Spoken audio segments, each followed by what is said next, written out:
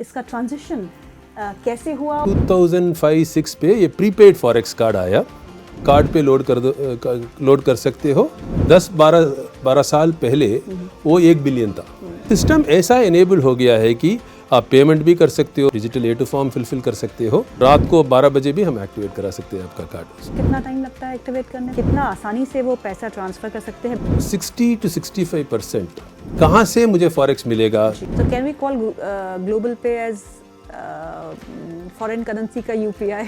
Money transfer करने के लिए ट्रेडिशनल रेल है। 10 मिनट का एक बार हमारा रेट रिफ्रेश होता है। Have you ever raised this issue with RBI कि ऐसा क्यों है कि हम 4 बजे अपना? हमारा फोकस था स्टूडेंट्स पे। So we were a B2B player। कोई recent launches that you're planning? आजकल सुनने में मिलती है de-dollarization। De-dollarization may be sounding dramatic।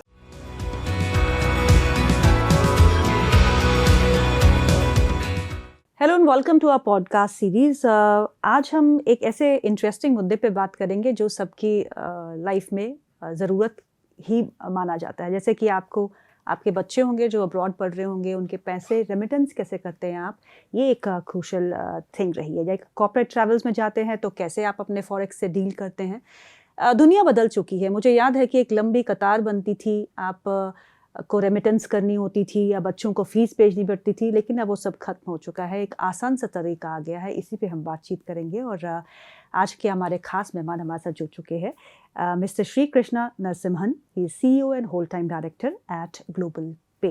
Sir, आपका बहुत बहुत स्वागत है कार्यक्रम में। Thank you so much. It's pleasure to be here. Thanks for the invitation. Look forward to our interaction. Thank you so much sir. ये बताइए, the things have really changed। पहले जो ट्रेडिशनल फॉरेक्स प्लेटफॉर्म्स होते थे और अब आपका जो है take enabled global pay. So how is journey been so far? इसका शिफ्ट, इसका ट्रांजिशन कैसे हुआ और अब जो है क्या बदला है एक्चुअली? या सो इसके लिए थोड़ा हिस्ट्री पे जाना पड़ेगा। As a company we are nearly 40 साल हो गए ये कंपनी इनकॉर्पोरेट करके। सो till a couple of years back, few years back, we were हम तो थोड़ा डिस्ट्रीब्यूशन में ही थे, तो हम करेंसी फिलफिल करते थे, लोग फ़ोन से बात करते थे, फॉरेक्स ऑर्डर करते थे। 20 साल पहले आप गए होंगे तो आपको लाइन पे खड़ा होना था। FTS NTS बोलते थे। 90s पे आपको बैंक पे जाना पड़ता था, क्यू में खड़ा होके फॉरेक्स लेना पड़ता था। Post liberalisation money changers as a category हो गया था, जिसमें काफ़ी सिंप्लीफिकेशन हुआ। FTS NTS बन गया BTQ, बिजनेस विजिट ओपन हो गया and we started delivering foreign exchange. तो आप कॉल करते थे, हम फॉरेक्स डिलीवर करते थे, आपके कंपनी में या घर पे भी डिलीवर करते थे। यही चलता आया। उस ज़माने पे करेंसी और ट्रैवलर चेक्स था। अभी तो ट्रैवलर चेक्स नहीं है। करीबन 2005-06 पे ये प्रीपेड फॉरेक्स कार्ड आया, विच बहुत सिंप्लीफाई कर दिया था। बिकॉज आप कार्ड पे लोड कर सकते हो, उसके बाद आप रीलोड भी कर सकते हो। सो ओवरसीज पे हो तो आपको एडिशनल फॉरेक्स चाहिए तो आप रीलोड भी कर सकते थे। हम बैंक का कार्ड बेचते थे उस ज़माने पे। टिल लास्ट फ्यू इयर्स तक बैंक का कार्ड डिस्ट्रीब्यूट करते थे। आप बुलाते थे और ईमेल करते थे, हम आपके टाइम फिक्स करके डिलीवर करते थे, या वरना आपको हमारा ऑफिस पे आना पड़ता था।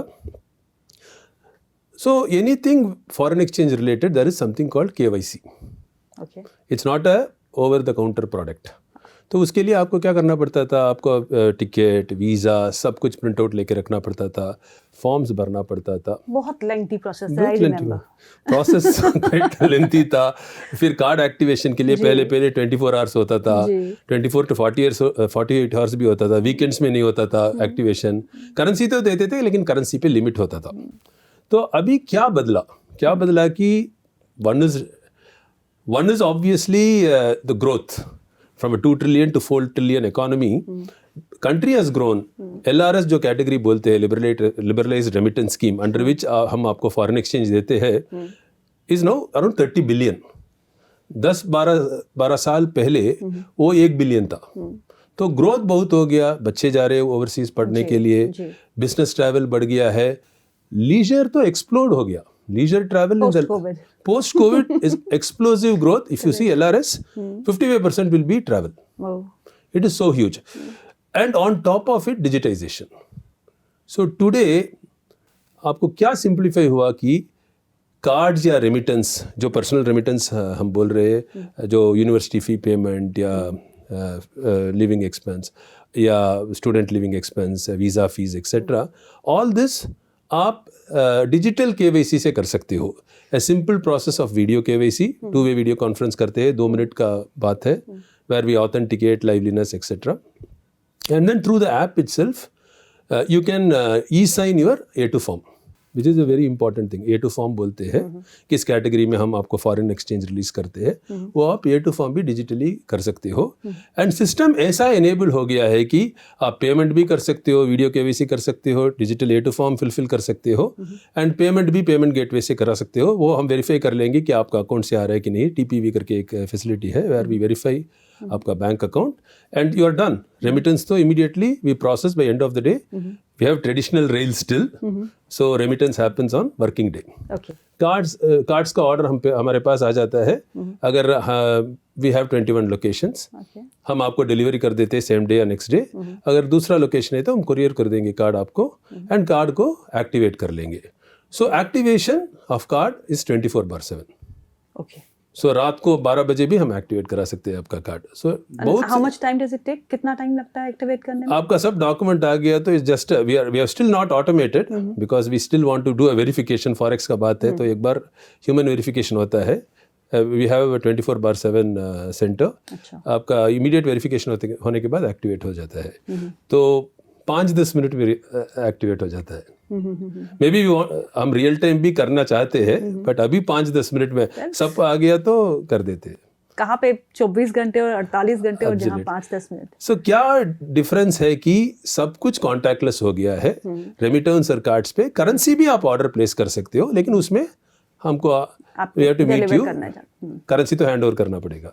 सो contactless, convenience, everything has come in with a very good pricing also. एक अहम सवाल जो सब हमारे दर्शक जानना चाहेंगे, क्योंकि सबके बच्चे मोस्टली अब बाहर पढ़ते हैं, बहुत सारे कंट्रीज में जाके पढ़ते हैं, तो उनके लिए वहाँ पैसे भेजना या कॉलेज को डायरेक्ट फी पे करना ये थोड़ा डिफिकल्ट हो जाता है. तो हाउ इज ग्लोबल पे हेल्पिंग देम आउट?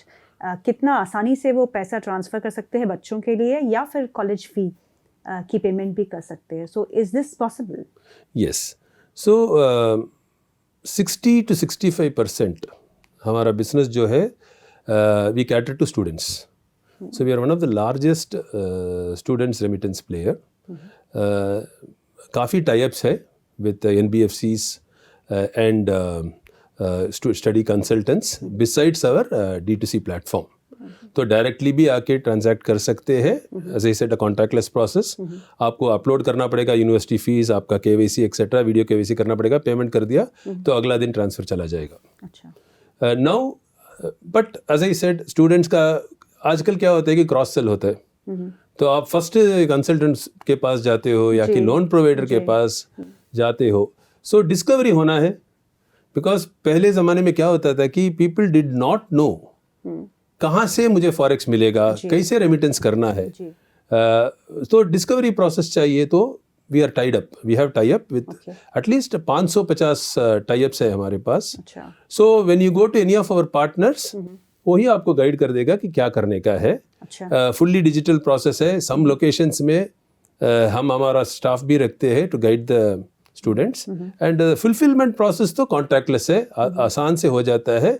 हम थोड़ा और डिटेल लेते हैं. यूनिवर्सिटी फ़ी में उसका यूनिवर्सिटी फ़ी लेटर देना पड़ता है, एंड KYC हो गया, पेमेंट का प्रूफ एज यूजुअल लेके हम रेमिटेंस कर लेते हैं. End of the day remittance goes. And in case of countries like US, UK and all, पहले सेम डे चला जाता है because they are behind us. Singapore and all, they are ahead of us, अगला दिन पहुंच जाता है. क्या हम देखते हैं कि हमारा एंटायर प्रोसेस पे AML, KYC and all are taken care of. अगर इंफॉर्मेशन डाल दिया तो ही AML चेक हो जाता है. So that any extra due diligence चाहिए वो भी हम हैंडल कर लेते हैं. So we are, as I said, cross border remittance real time तो हुआ नहीं.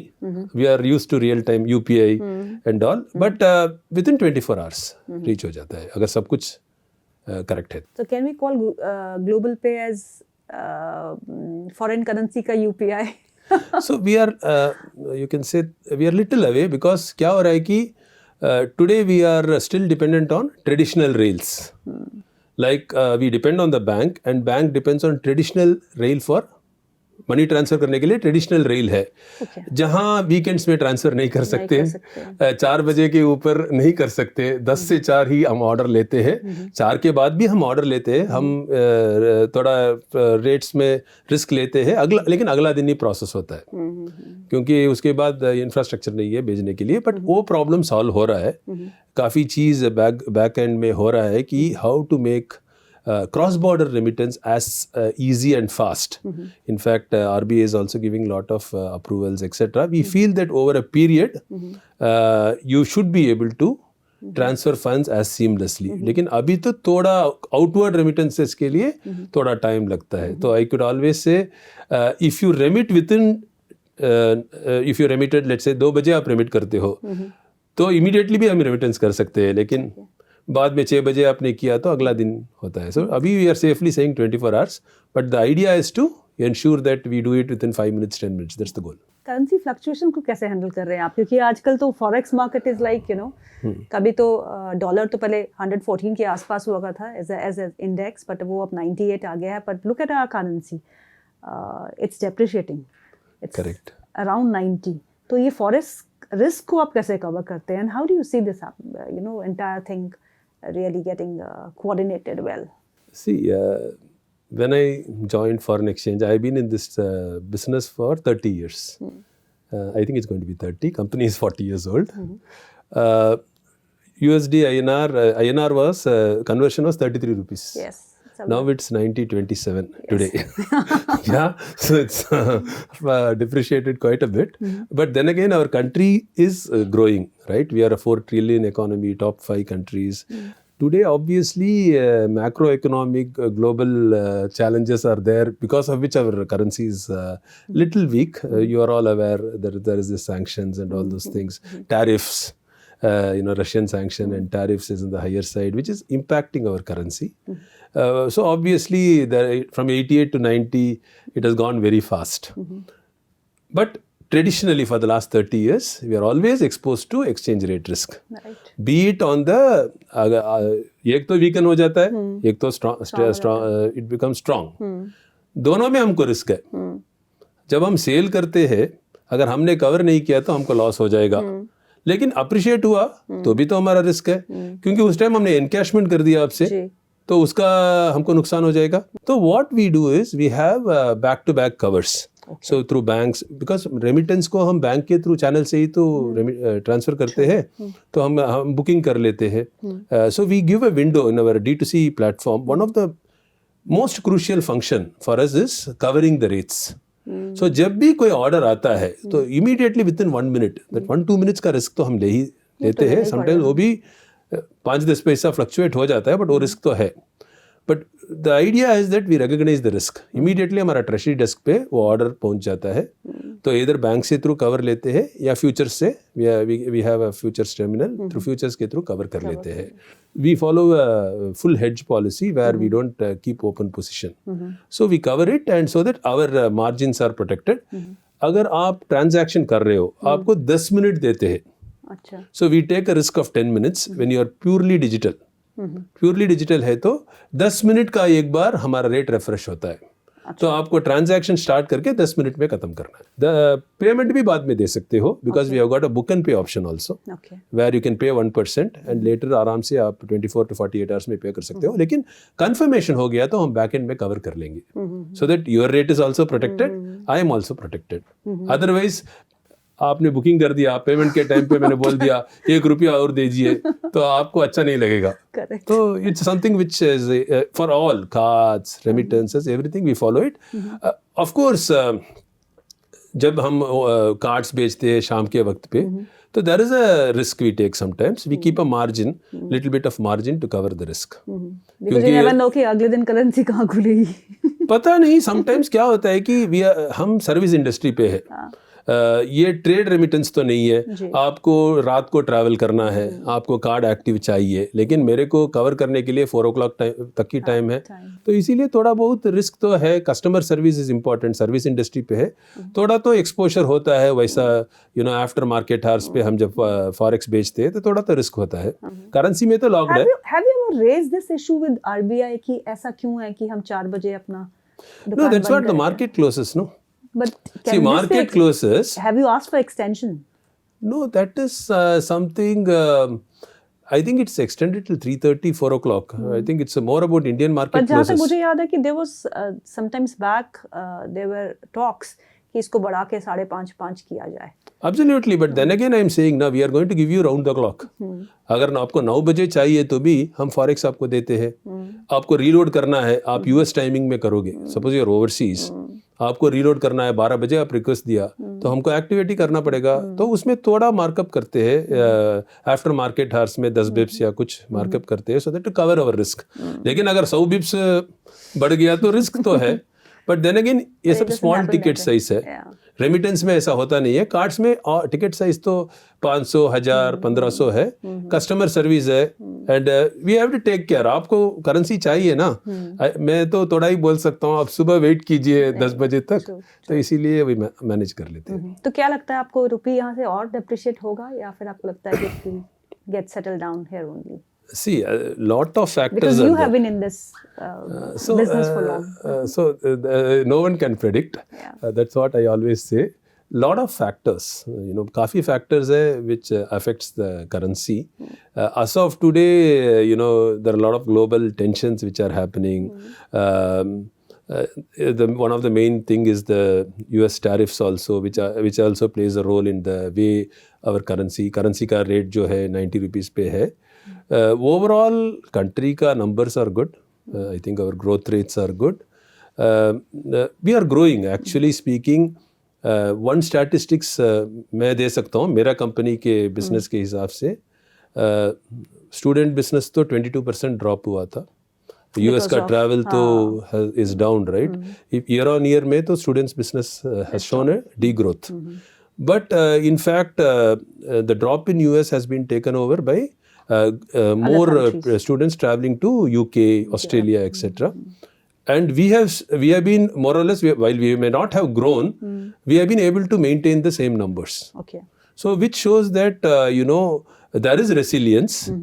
Country is resilient, which also shows, right? Our country तो बहुत resilient है, growth तो हो रहा है, and the zeal to travel, tourism तो है, अभी भी लोग जा रहे हैं exotic locations.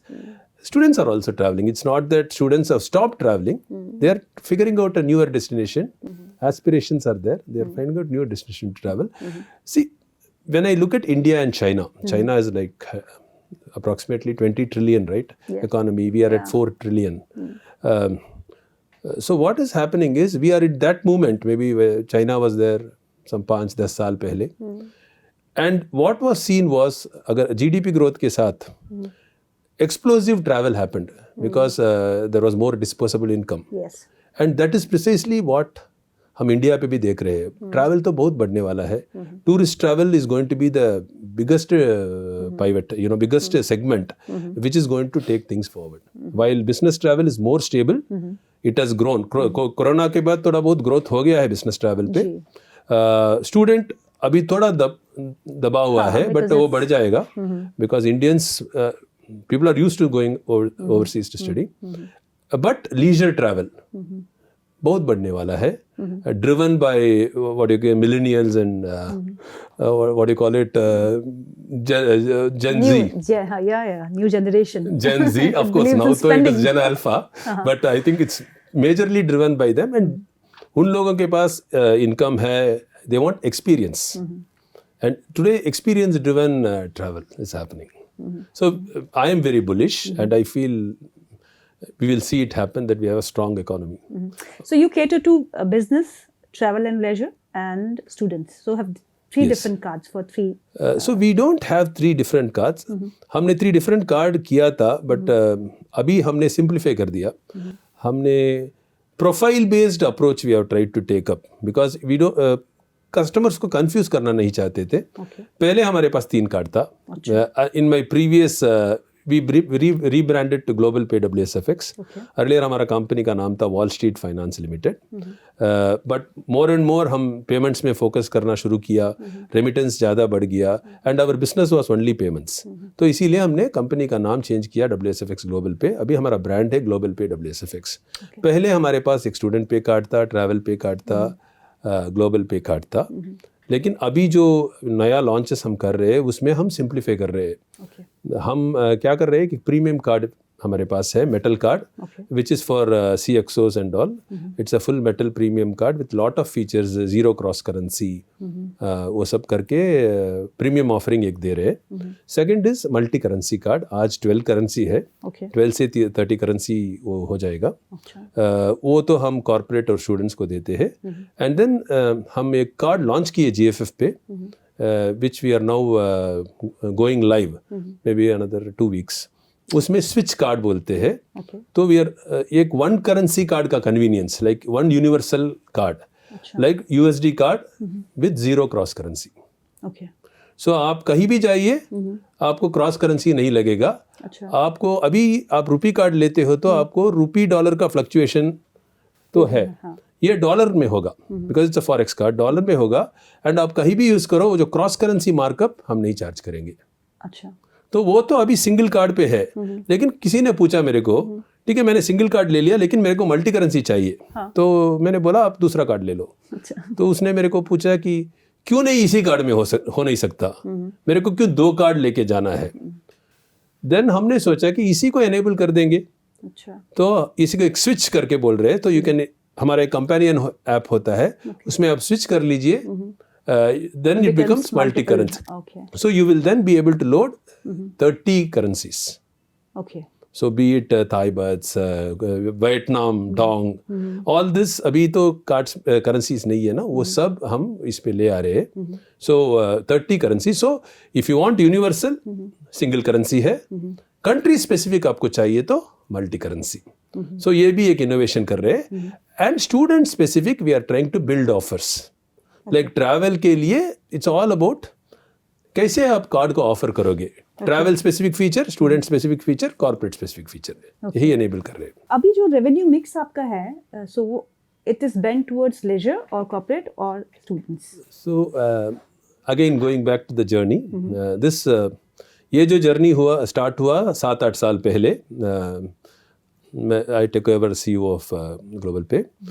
हमारा फोकस था स्टूडेंट्स पे। So we were a B2B player.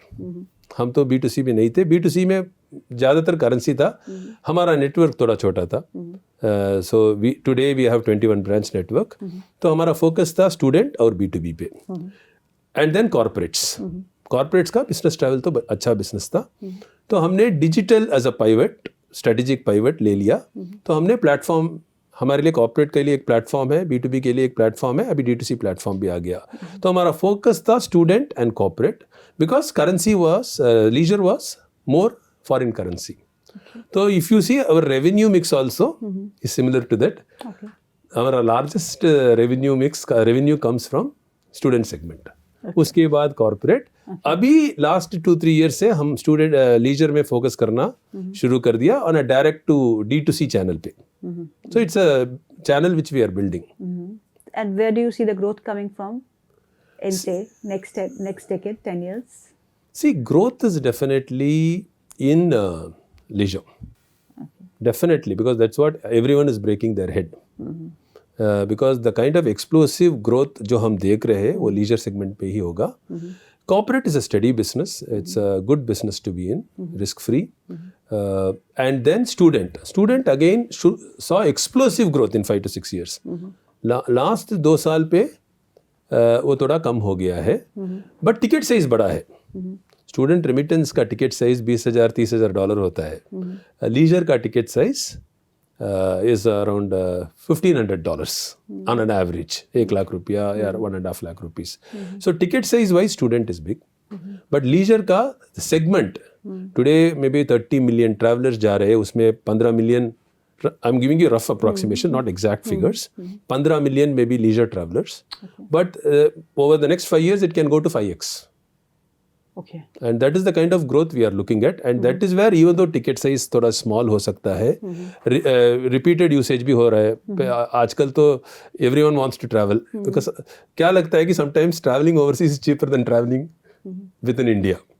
You know, some destinations are pretty cheap. Yeah. So international travel has become common. So we feel multiple travel will happen, and we have to figure out a way how to कैसे हम उसको range of services provide करेंगे. That is what additional features. Additional services. So one is a single platform or a single app जिसमें वो remittance भी कर सकता है, जिसमें वो कार्ड भी खरीद सकता है, करेंसी भी खरीद सकता है, एंड देन ट्रांसिट फीचर्स वो हमारे लिए वेरी इंपॉर्टेंट है. वो भी हमने लॉन्च किया बिकॉज अभी जो हम कर रहे हैं वो लीजर सेगमेंट के लिए कर रहे हैं. ट्रांसिट फीचर्स में international SIM card, travel insurance, airport related services वो सब लेके आ रहे हैं, सो दैट लास्ट मिनट में उसको जो चाहिए वो हमारा ऐप में मिल सकता है, and app becomes a companion to him, not just a currency management wallet. AI का कितना बड़ा रोल देखते हैं आप, क्योंकि अब आर्टिफिशियल इंटेलिजेंस तो हर एक में शुरू हो चुकी है, be it any platform. Correct. So how are you integrating AI in your on your platform? या so today as I said, तो ये तो सब जगह आ गए हैं. हम तो बच्चे से लेके बड़े सब यूज़ कर रहे हैं. हर चीज़ पे चैट जीपीटी या ग्रॉक या Gemini has come in. Even the broking platforms. Yes. मैंने आज ही अपने एक प्लेटफॉर्म में फीचर देखा that AI research.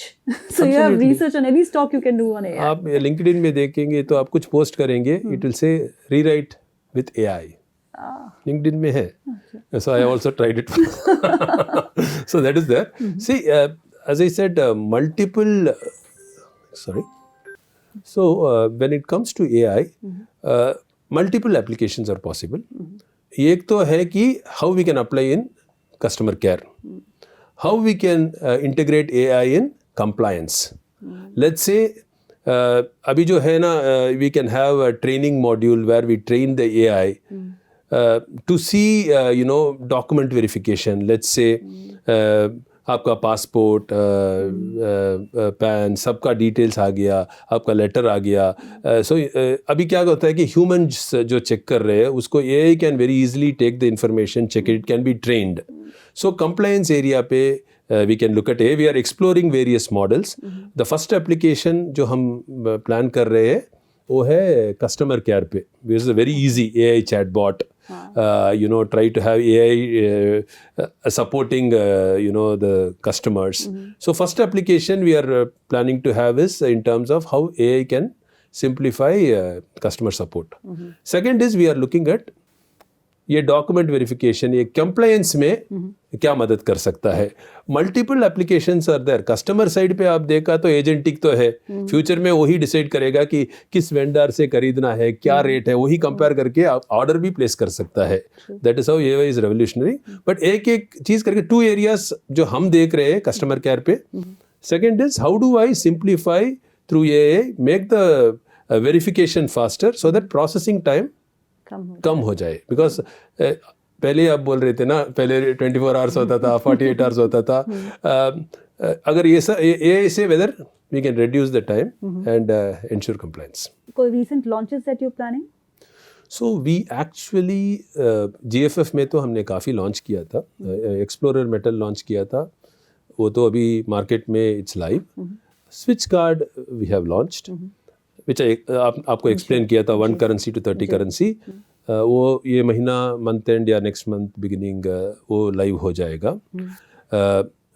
एक और चीज़ हम कर रहे हैं, हम टोकनाइजेशन कर रहे हैं हमारा कार्ड को. This is very important because with Samsung पे एंड गूगल पे हमने अग्रीमेंट साइन कर लिया.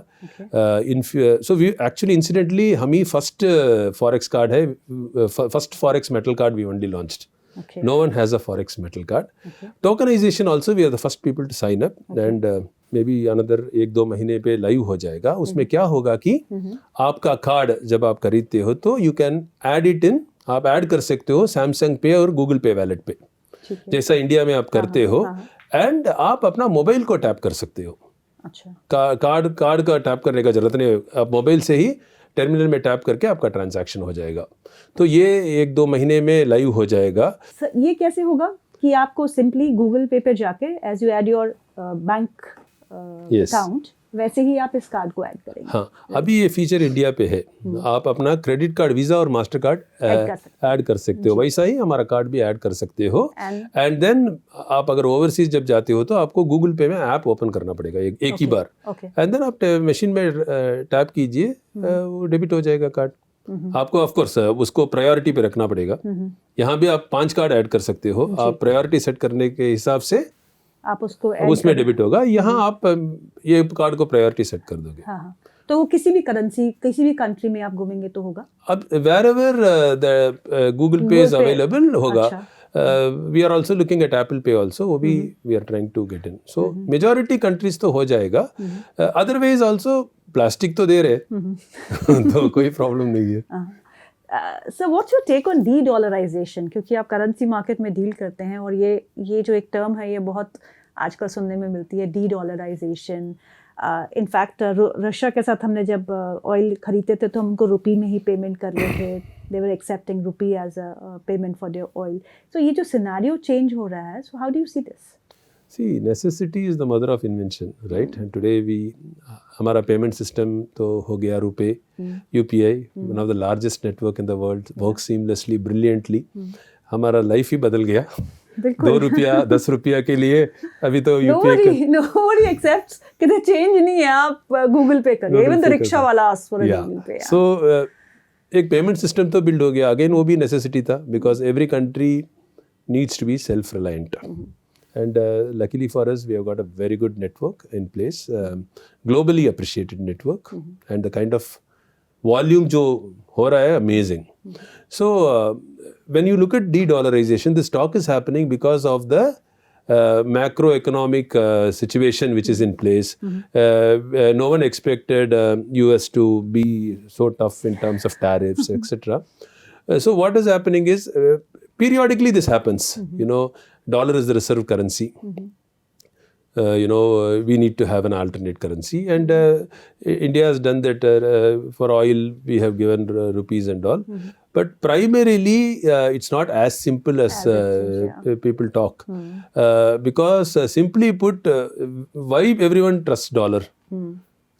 Stable economy, a 25 trillion, roughly $25 trillion economy. Markets are open. Very stable markets when it comes to equity, and so US market is very strong.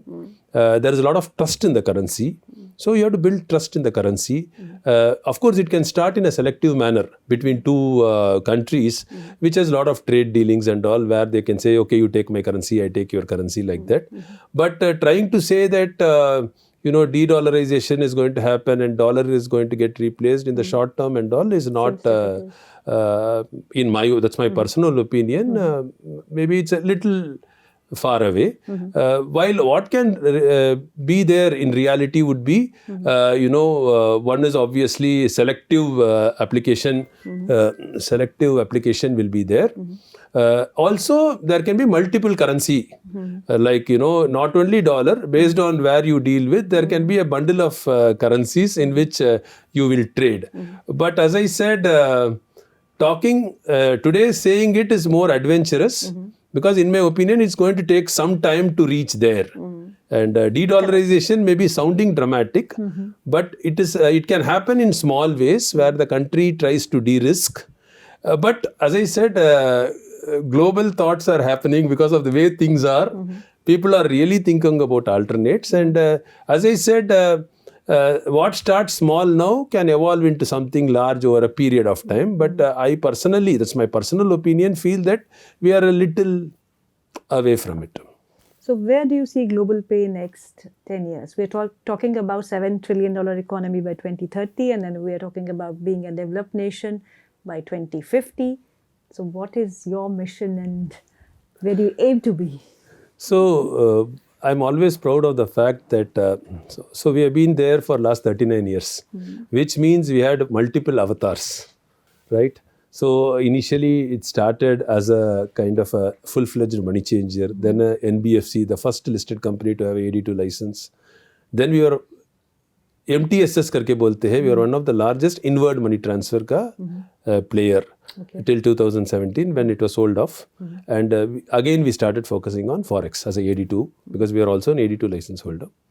From a retail network, we had 90s पे तो बड़ा network था Wall Street का, उसका a lot of promoters also changed over a period of time.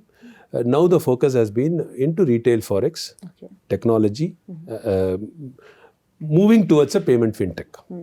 So you can say multiple avatars over the last 39 years, but what is important is we have built an enterprise based on trust. There is a good recall. We have built a solid enterprise. So over the next couple of years, so 20 years is a longer horizon. Next 5 to 10 years, we are looking at figuring our space in the payments fintech ecosystem. First focus has been cross-border. Okay. Cross-border in terms of travel, in terms of personal remittances, in terms of cards. Okay. Then we want to look at trade payments. Okay. We are looking at PACB licenses, which enables us as a non-bank to get into the trade payments part. Then obviously we are looking again at facilitating inward remittances, because if you really look at the correlation between outward remittance and inward remittance, outward remittance is roughly $30 million in the personal remittance space, LRS. Inward is 135 million. From 30 billion in outward, inward is 135 billion. Okay. So I always say, outward remittance, Indians go overseas, this is an investment. Inward remittance is return on investment. So we also want to get into the inward space, look at payment infrastructure, how do we simplify payments. So everything related to payments is what we are today visualizing ourselves.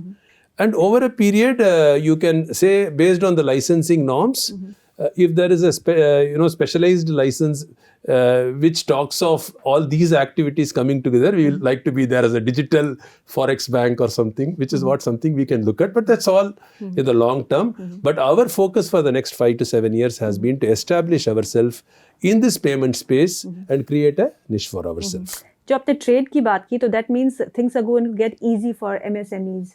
Small enterprises. Absolutely. One is simplification. Second is cost. See, because there are few things which we try to solve always. In remittance, it's about speed. Speed. Second is transparency. So we talked so much, but one of the biggest challenge has been, what has been the biggest pain point? Pain point क्या है कि transparency in forex rates. हम क्या दे रहे हैं, ज़्यादा दे रहे हैं कि कम दे रहे हैं. See, it's not about, हम क्या बोलते हैं कि people are not looking for cheap stuff. They are not asking you to lose money, but people want to have a clarity. कितना देना, मैं कितना दे रहा हूँ, मैं क्या. So वही चीज़ will come with more and more fintechs coming in. Customers are going to always have a better deal because one is competition. Second is some people will, like us, we always try to say that we are very transparent. We will not sell at a loss, but you will know what you are paying to us. Because we have to run a business जहाँ compliance है, सब कुछ है, and 39 years सर्वे भी किए हैं और 39 years रहना है हमको. जी. तो इसीलिए हम क्या बोल रहे हैं कि ट्रांसपेरेंसी इम्पॉर्टेंट है. तो दो चीज़ होगा. अभी ऑलरेडी आप देखे होंगे कि 20-30 years पे acquiring forex for your personal travel बहुत सिंप्लीफाई हो गया. करेक्ट. रेमिटेंस अभी ये PACB में 25 लाख तक आप रेमिटेंस कर सकते हो एक ट्रांजैक्शन पे. So life is going to become much simplified with more and more fintechs coming in. RBI is also giving licenses. We are also aspiring to apply for this license. So life is going to be simple. It's going to support the SME and also at a better pricing. Wish you all the best, sir. बहुत बहुत शुक्रिया आज हमारे programme में शामिल होने के लिए. It's a pleasure. Thank you so much. Thank you. Always welcome.